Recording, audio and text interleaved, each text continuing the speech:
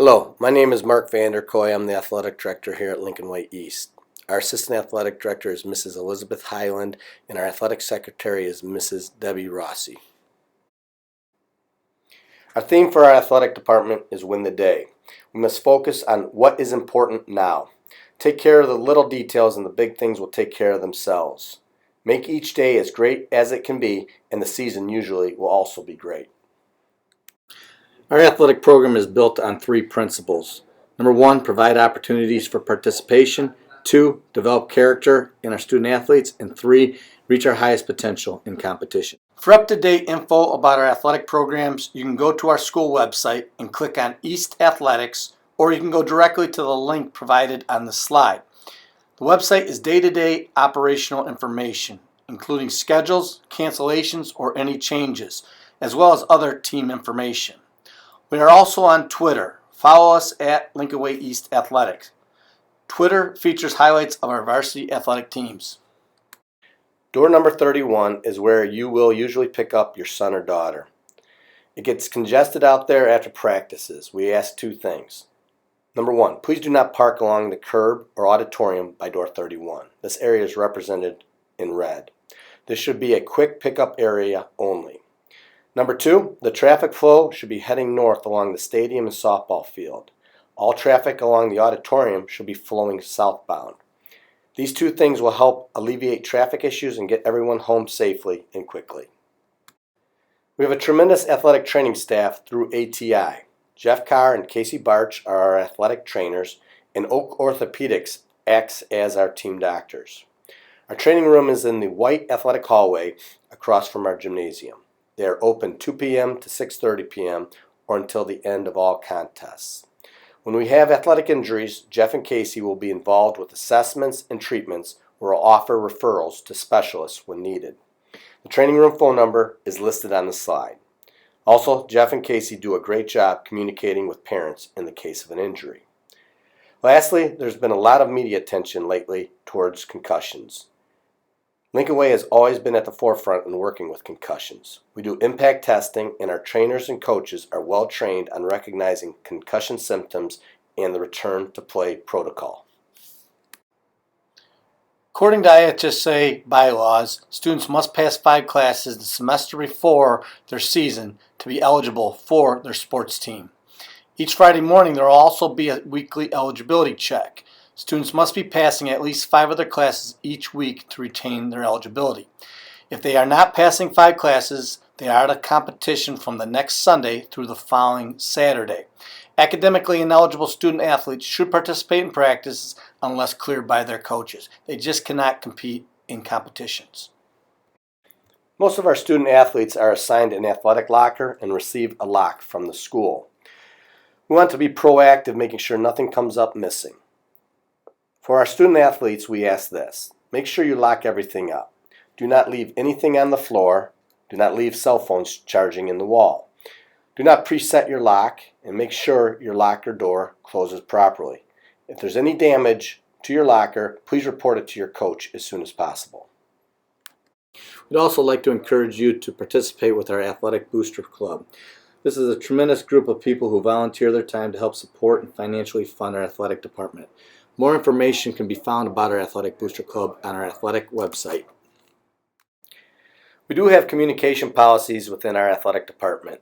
The first slide is what we expect our coaches to communicate to parents, the philosophy of the coach, program expectations for student athletes, location and times of all practice and contests, general team logistics, and contact information, including best ways and times to reach that coach. Some things that parents can feel comfortable talking to the coach about.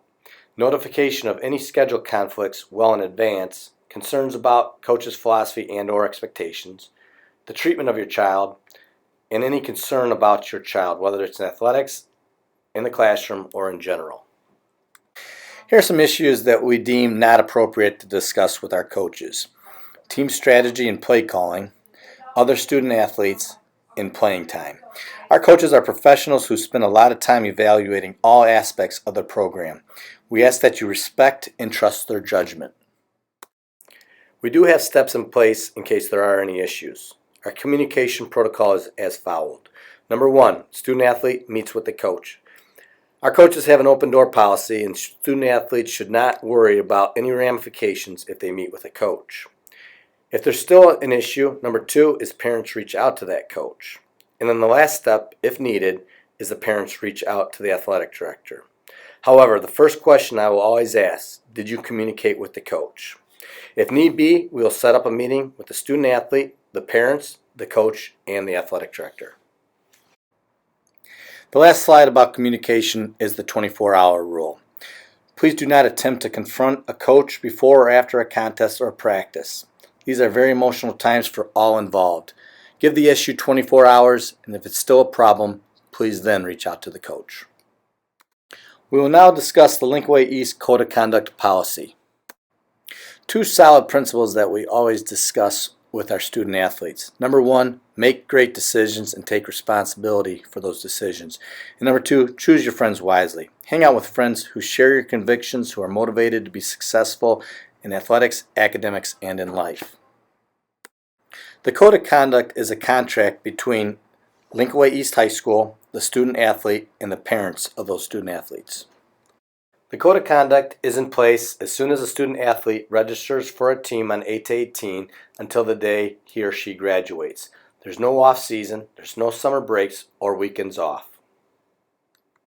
What prohibited conduct are we talking about? Possessing or attempting to possess, use, distribute, or sell drugs, alcohol, or tobacco. This includes electronic cigarettes and or electronic tobacco products. Also, knowingly remaining in the presence of any person who is illegally using or possessing drugs, alcohol, or tobacco. If a student athlete is at a party where there is tobacco, alcohol, or drugs, even if they're not using any of this, it is still a code violation. They must leave this party in a timely fashion. Consequences for first-time offenses. Suspension from the activity for the equivalent of 1 complete season. However, if an assessment, educational program, or treatment is completed, the suspension will be reduced to 20% of the scheduled contests. We require written proof of meetings with any counselor before the student athlete is deemed eligible to resume participation in games. During the time of the suspension, the student will be required to attend and participate in all practices, but just cannot compete in competitions.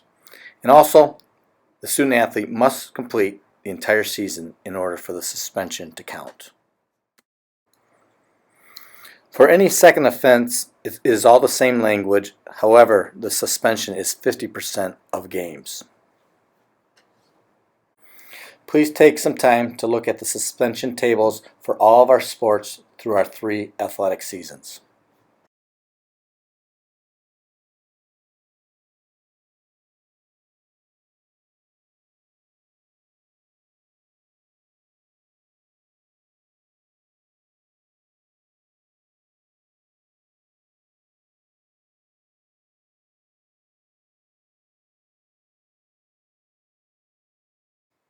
There is an opportunity for a voluntary admission. When a parent and or student initiates admission with a certified employee of the school district before the student is arrested, detained, confronted, or apprehended by law enforcement personnel, school personnel, and or before a school investigation has begun. Counts as an offense, but there is no suspension from competition. It's one-time use only and can only be used on a first offense. What if a student athlete commits a 3rd offense? Unfortunately, his or her high school athletic career is over. It's a permanent suspension from participating in activities or athletics for the remainder of the student's high school career. Other conduct that can result in a code violation. Any offense of hazing or bullying. Theft, assault, vandalism, illegal use of a weapon, or any other offense which can be punishable by a court of law. The use of vulgarity, derogatory, or racial language. Any social media posts that represent use of prohibited substances, hazing, or other conduct deemed inappropriate by Lincoln Way East standards. Taking that a step further, if a student athlete films or receives any inappropriate social media that they forward on, this is also a violation. Lastly, failure to abide by any other Lincoln Way or IHSA rules or regulations. Consequences for other general prohibited conduct can range from temporary to permanent suspension from athletics. This concludes the Code of Conduct talk. Most likely, we will never have to deal with these issues again. Our coaches will continuously talk to our student athletes about avoiding people and situations that don't have their or their team's best interests in mind. This will usually help avoid most pitfalls. Congratulations to all our student athletes for making the commitment to be part of our athletic program. We ask that you represent our families, our school, and our community with great pride. At this point, your student athlete and you have fulfilled the obligation of viewing the Code of Conduct. Please click the box below to confirm that you have viewed the Code of Conduct presentation, both student athlete and parents. Thanks a lot. Have a great season. Go Griffins and win the day.